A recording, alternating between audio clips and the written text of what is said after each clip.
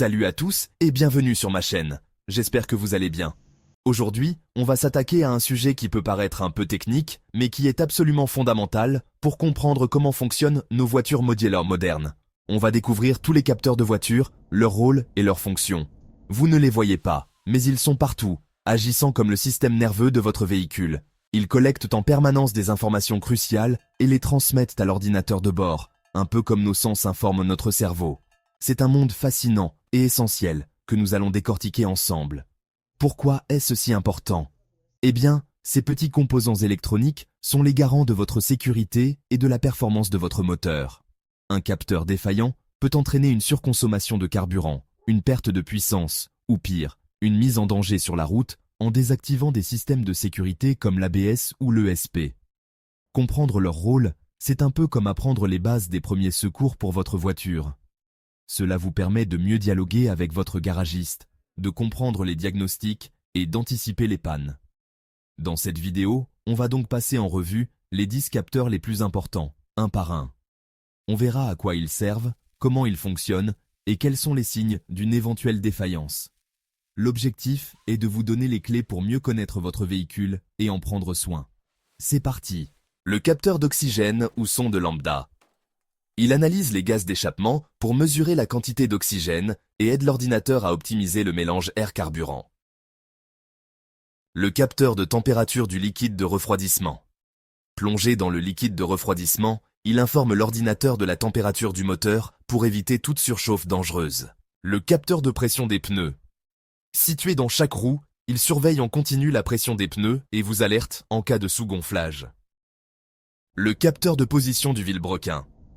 Il est vital car il détermine la vitesse et la position du moteur, permettant de synchroniser l'allumage et l'injection.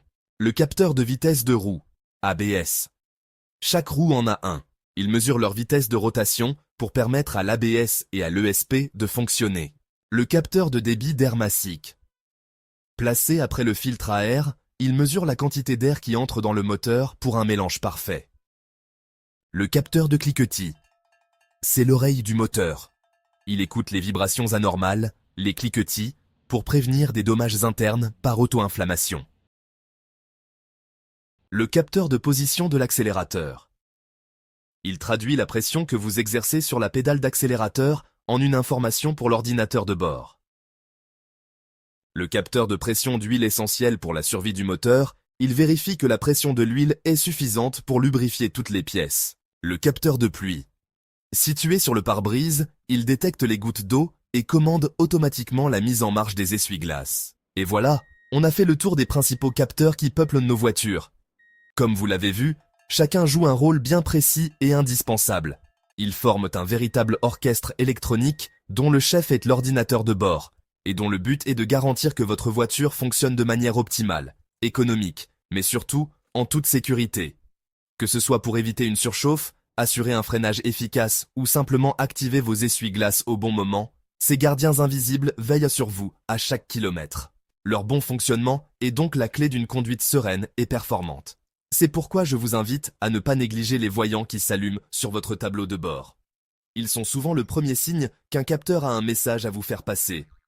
Pensez à faire vérifier votre véhicule régulièrement par un professionnel, qui pourra lire les codes d'erreur et identifier un capteur défaillant avant qu'il ne cause un problème plus grave ou plus coûteux. Un petit contrôle préventif peut vous épargner bien des soucis. Prenez soin de votre voiture et elle prendra soin de vous sur la route. J'espère que cette plongée dans le système nerveux de nos autos vous a plu et vous a été utile.